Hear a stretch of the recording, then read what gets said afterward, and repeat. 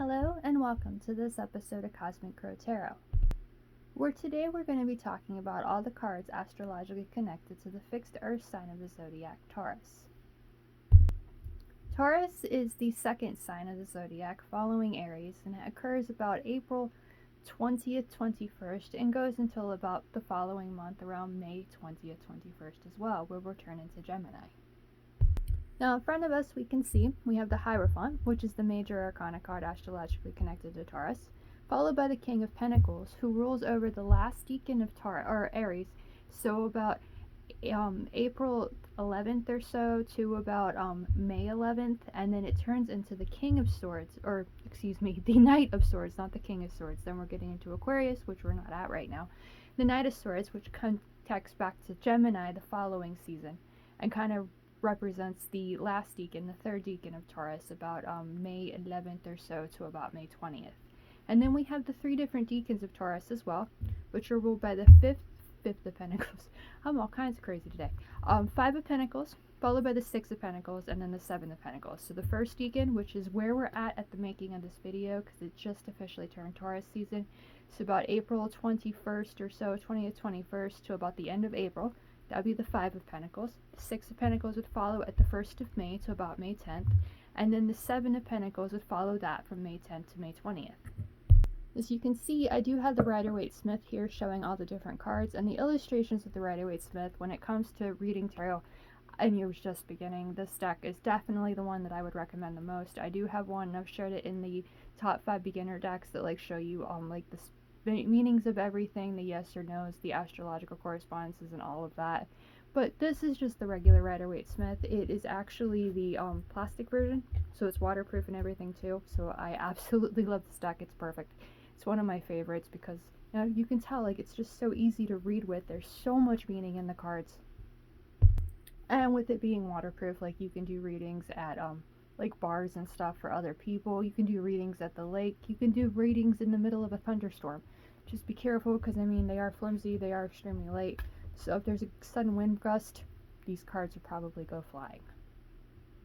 As you can tell though, I do have other cards underneath of the cards here, so we're going to take a look at each of them individually and show you a couple different illustrations of each.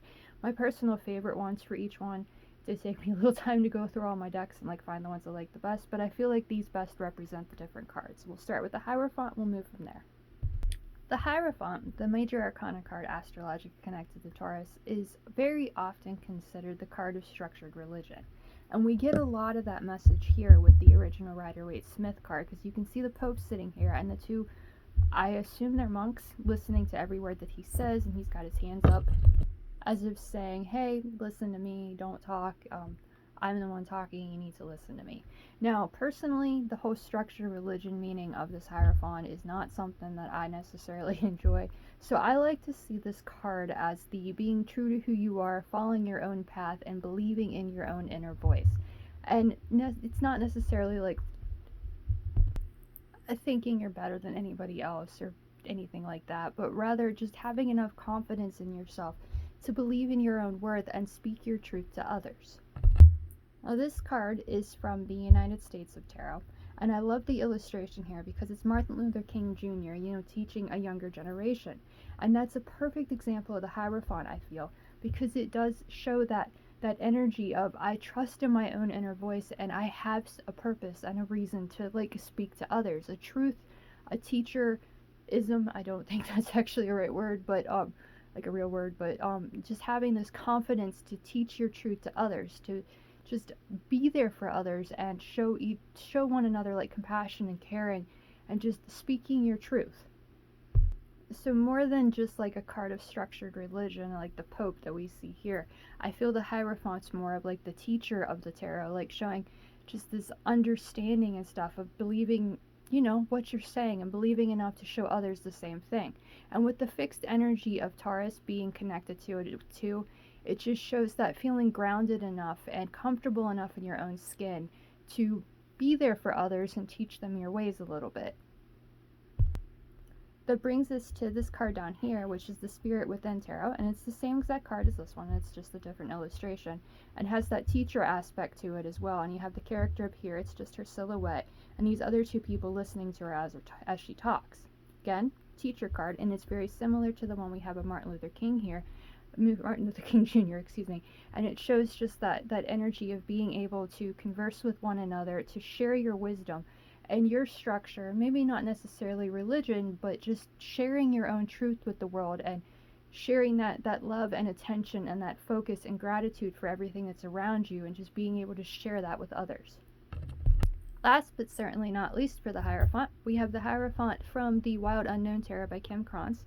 And yes, I chose this card because it's a crow or a raven, I'm not sure exactly which one, with a key. Now, we can learn a lot from animals as well, because animals, the way they act, the way they're in nature and stuff, there's a lot to be learned and experienced from them as well. So in a way, like spirit animals and stuff like that, they can be our teachers in life, and they can inspire us and really connect us with the earth around us. When I first started reading the tarot, it was definitely, the Hierophant was my least favorite card to read, because like when I studied the meanings, and I was one of those people that definitely just memorized as much as I could, and the whole structure religion, you know, like preachers and stuff like that, that just didn't sit right with me. So I do have kind of a different meaning in my head about the Hierophant, one that makes more sense to me. And these cards, I feel, really depict that. It shows like learning from the animals around us, being inspired by the ones around us, and being the inspiration to others, and really sharing our truth with the world, no matter what we believe. So in a way, just being confident in our own skin, grounded and comfortable in life, which relates back to Taurus, the fixed earth sign of the zodiac. We can just be there for others and teach them our ways without like throwing our ways onto them and forcing them to do something. Now, the next card we most likely think of when we think of Taurus is the King of Pentacles. We definitely consider this card like the one that I picture the most myself, because you can see here like all of the grapes on his coat. You can see nature's surrounding him and really growing around him, and he's all calm and collected. He's got his coin. He is ready for whatever life throws at him because he's very comfortable in his own skin. Everything's growing, very connected to nature, that kind of thing.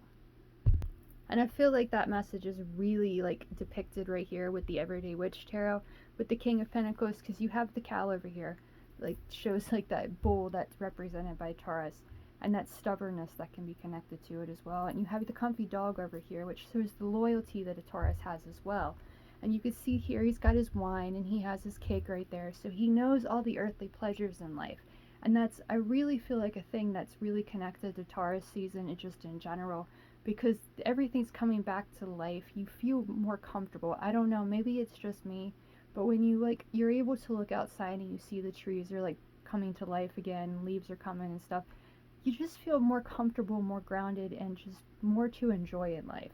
And I feel like this card definitely depicts that. You had the grapes and everything around him too, so you know, the King of Pentacles is the card that just says, I appreciate everything life has to offer, and I know how to achieve that.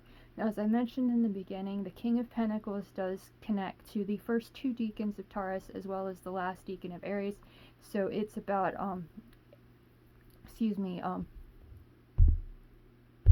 April 11th to about May 11th. I lost my train of thought there, I apologize. And we have the Mad Hatter in the second illustration that I have to share with you. And when we think of like the world of Tarot, or I want to say Tarot and Wonderland, that is the deck that this comes from. When we think of Wonderland and Alice in Wonderland, the person that seemed to enjoy Wonderland the most, the one that seemed the most in control, despite the fact that he is called the Mad Hatter, it's definitely him. Like he's got his comfortable house, he's got like the layout for his tea party and everything, and he just knows how to enjoy the fruits of his labor. And that's the energy of the King of Pentacles, is just knowing how to appreciate all that life has to offer. And of course, we can't forget the Star Trek universe, and this is from the Star Trek Next Generation Tarot, which is the King of Latinum. Now, this isn't Quark, but it very well should be Quark, because Quark definitely, he knew how to convince the humans to like work with him and like work in his casino and stuff like that. But the Ferengi in general, which is the species Quark is in this show, definitely are the ones most focused on finances. You can see here this is not called Pentacles. We have the Pentacles, Pentacles, Pentacles, and you can also see it as coins very often in the different decks. But this one is called the King of Latinum because Latinum in the Star Trek universe was their form of currency. So Ferengi, perfect example of a King of Pentacles or a King of Latinum here. because they enjoy all the finer things in life. They are the only ones focused on money in the entire Star Trek universe. I am a huge Star Trek fan. That's something that you'll like definitely learn about me if you didn't know already. I love the experience, and I love the message in that show. You know, everybody can get along. We can move on from this. We can go meet different species of aliens and stuff, and who knows, maybe one day we'll actually meet the Ferengi. Now, as mentioned, the King of Pentacles only rules over the first two deacons of Taurus. So the Knight of Swords rules over the last deacon of Taurus and also continues into Gemini with the first two deacons. So we have all the illustrations of the Knight of Swords right here, with the rider Waite right here, and you can see the trees are very much blowing in the wind. Even his feather in his hat and everything, and the horse's mane implies that the weather might not be that great right now, but he's still charging forward. Now, in the illustration here, and, well, this one's not really moving, but these two, it seems they're charging backwards. So it's essentially thinking the past needs faced again, the past needs, like, attended to, and taking that confidence that we spoke about with the Hierophant earlier, and really facing whatever darkness there might be and being able to overcome it. And that is very much the energy of the Knight of Swords, and kind of shows like that last deacon of Taurus, about May 10th to May 20th, you know, it's not necessarily all sunshine and rainbows, which we'll get to a little bit later with the season of Taurus. There's still stress, there's still obstacles to overcome, and this knight definitely trusts his mind enough to overcome whatever obstacles stand in his way. We have the Dark Mansion Tarot first, and you can see here the illustration, definitely similar to the Rider-Waite-Smith right here, where he's got his sword up, he's confident. The horse looks a little bit like his eye right there, kind of says that the horse might be a little bit stressed out, but nonetheless, they are going back to where they've come from. They're ready to face the chaos that they've experienced in the past with confidence so they can overcome it and, you know, move forward finally. And that's why we have this one over here, but we won't get to that one just yet. The Knight of Swords from the Titanic Tarot, Risen Spirits. I've chosen this card to share with you. There's no horse or anything like that, which you see in so many of the knights of, like, just knights in general of the tarot always show horses. The reason that I chose this Knight of Swords is because of the story of the Titanic. You know, the ship sank, they weren't expecting it. There was a lot of stress, a lot of pain, and just a lot of heartbreak, devastation, and fear that went on when that sank. And I can only imagine, like, just the chaos that ensued, the fear that filled people's hearts.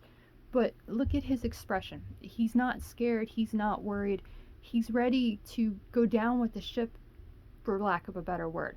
And when you know the story of the Titanic, and I mean, we all know it by now, the men were not necessarily allowed on the ships, and even if they were on the ships, by the time they got to the New York City after being picked up, like the victims taken from the Carpathia into New York City, they were screamed at, they were shunned, they were just like berated because these men might have gotten on there in false pretenses, dressing up like a woman or something like that, and taking people away from their families and stuff and their children, because it was women and children first on the ships.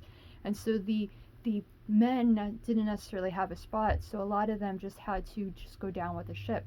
And this illustration kind of makes me think of that, because a lot of the men would just go into the smoking lounge and just hang out there and just go down with the ship. Like, they stayed calm and collected, and that's a big meaning of the Knight of Swords, I feel.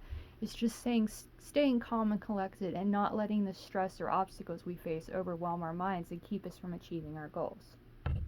And then last but not least, we have the Knight of Swords from the Deviant Moon, Trionfi, Della Luna with illustrated pips. And the reason I've chosen this card is because of the complete oppositeness we have between these two cards and this one. Because instead of looking back towards the past, our knight here, our soldier, is facing forward, which suggests he's faced the past, he's learned what he needed to do, he finds the confidence within to keep going, and he's crushed his inner demons, or physical demons, because we actually see it.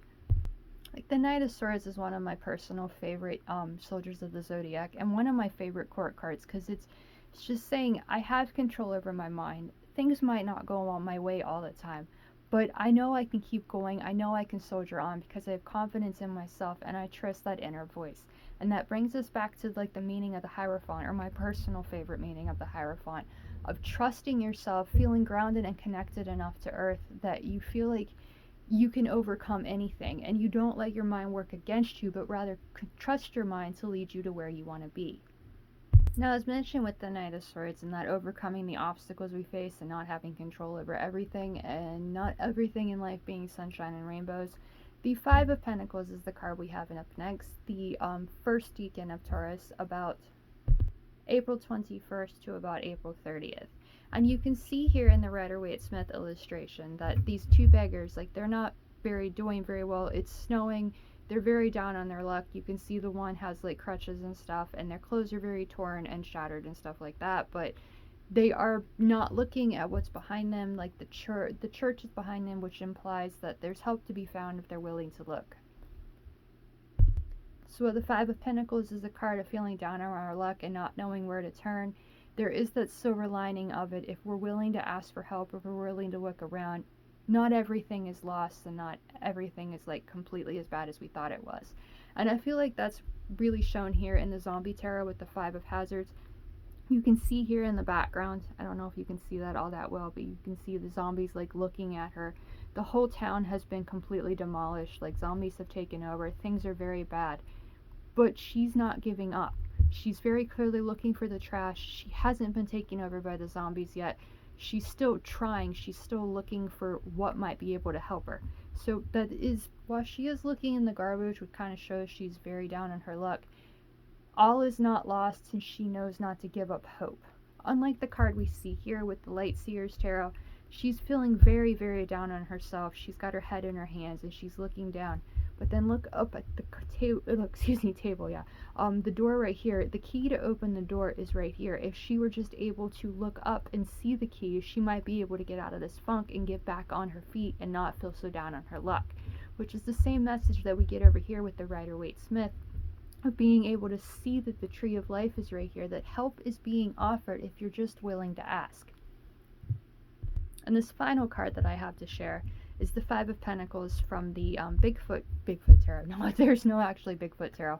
This is the Shadowland Tarot, but you can see Bigfoot here looking over at this family, and it kind of shows that energy. If you were able to look up and see the help that still remains, or be able to look past all the fear and all the like darkness and stuff, and be able to search around and try to find what you need to make your life better. Bigfoot here is considering asking for help of this family, or at the very least like wanting to be part of it.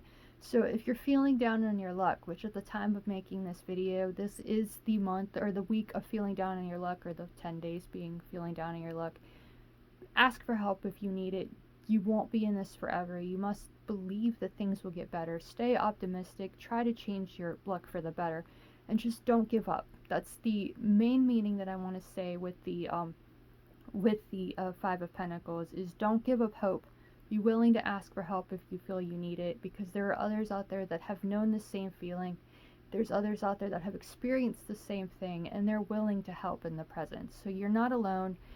You just need to look up and stop worrying about everything necessarily and focusing on the bad, and start focusing on the good.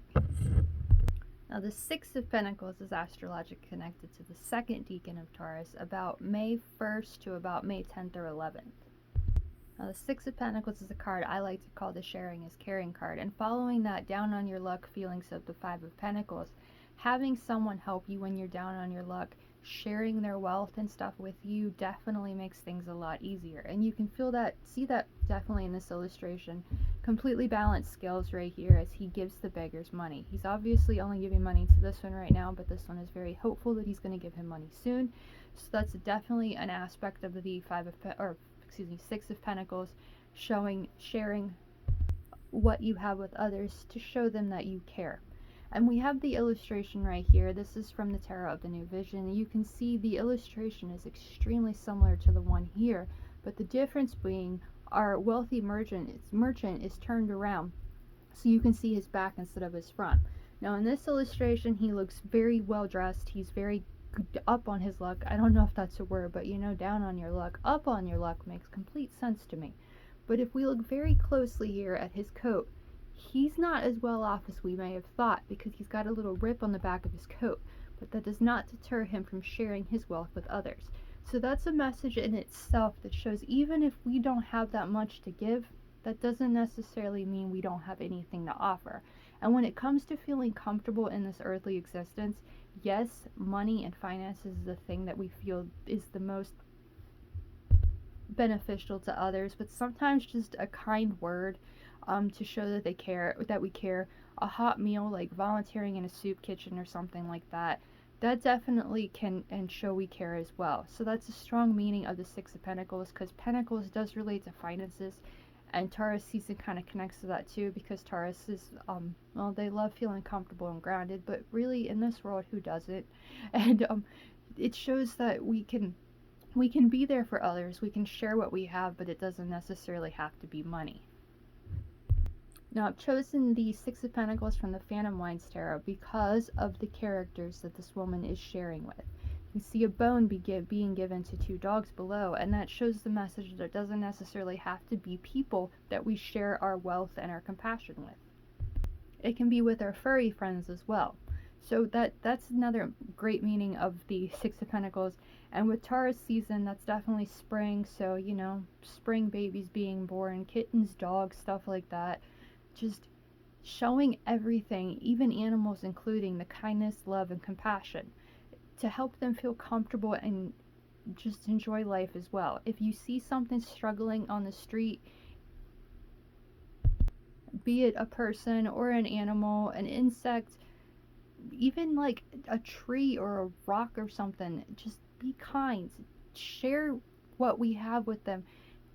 Share your wealth, share your love, share your compassion. I don't know if you can share compassion with a rock, but I said it anyways. And you can definitely make somebody's life a lot better just by sharing what we have, because when we share, we show that we care, and that's the whole meaning of the Six of Pentacles, I feel. Now, this last card that I have to share about the Six of Pentacles definitely isn't being shared as fairly as we see with the other cards. You know, balanced. Well, she does only have one bone and there's two dogs, so I suppose that's not balanced either. But the Six of Pentacles from the Deviant Moon Tarot, I feel definitely shows what people really do, at least it seems, in the world. Like, the people that are really wealthy don't necessarily share their wealth equally, but this kind of even just shows you don't have to share everything equally. Just like a couple dollars to like a donation to a charity or something like that, not all of your wealth, can still show someone that you care and show compassion and make someone else's life better. And that brings us to the final decan of Taurus, the third decan, which occurs about May 11th to about May 20th, and has the card of the Seven of Pentacles, which is the card of having patience. You can see here in the Rider Waite, he does have one that seems to be ready to like harvest for the fruits of his labor, but this time of year is when we're really starting to plant the seeds of our plants and stuff like that, like physical plants, and watching them grow into something, and it's not quite time to harvest that. And with the Seven of Pentacles here from the Guardian of the Night Tarot, you can see our spider really knows that it's not quite time to harvest yet, but they have all their little webs here to catch their insects so they can feed on them. And this is a very intelligent spider, I feel, because it doesn't necessarily just have one web, but it rather 1, 2, 3, 4, 5, 6, well, that makes sense because it's a Seven of Pentacles, but it has 7 different webs that might bring it potential.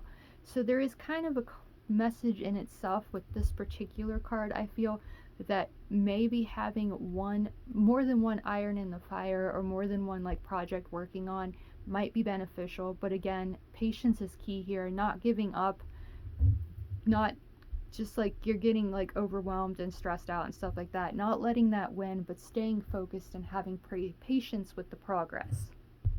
This is from the Mystic Medleys Tarot, and the reason I chose it was because of the sweat coming off him, showing how hard that he's working, but he's not giving up. He's just taking a little break, he's resting a little bit, and he knows that the hard work that he's putting in will eventually like be rewarding and, you know, find the success that he deserves, but he can't give up yet. And that brings us to the Deviant Moon Tarot again. As I've told you before, Deviant Moon Tarot is my favorite deck of any deck I've ever seen, so I definitely, you know, could have done this entire thing just sharing the Deviant Moon Tarot with you because I love the illustration so much. But this one in particular, I feel screams the true meaning of the Seven of Pentacles, because it shows the little witch here is like stabbing the tree and making it bleed.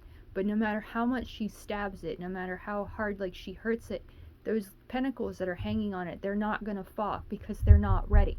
So there is a strong message of, like, in just in itself, like right there, don't stab the tree, don't like keep poking the bush expecting it to give us the fruits of our labor sooner than they're ready.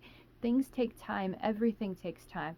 So as we think back to the 5, 6, and 7 that we met through the first, second, and third decans of Taurus, it's really, we might feel down on our luck right now, but others might share with us, and we have things to share with others, and we realize, when we realize we're all connected and we're all just, you know, trying to live life and feel comfortable and grounded and keep our heads above water, we can find success, because the 7 is the number that comes right before the 8 of success and wealth. So just having patience with the progress, having patience with ourselves in the present, can help us lead us to the success and wealth that we deserve. So that is the look at all the cards astrologically connected to Taurus. So again, just quick recap. We have the Hierophant, which is the entire season of Taurus, April 20th, 21st to about May 20th, 21st. Then the King of Pentacles would have been the last week of Aries season, so beginning a little bit earlier and then going to about the third decan of Taurus, so most of the energy of Taurus. Then we have the Knight of Swords, which connects with the last decan and the first 2 decans of Gemini, which we'll touch more on that one when we get to Gemini. And the 5, 6, 7 of Pentacles, which is the first, second, and third decan of Taurus, which kind of shows us the energy is very focused on earthly pleasures, material happiness, feeling comfortable and grounded in life.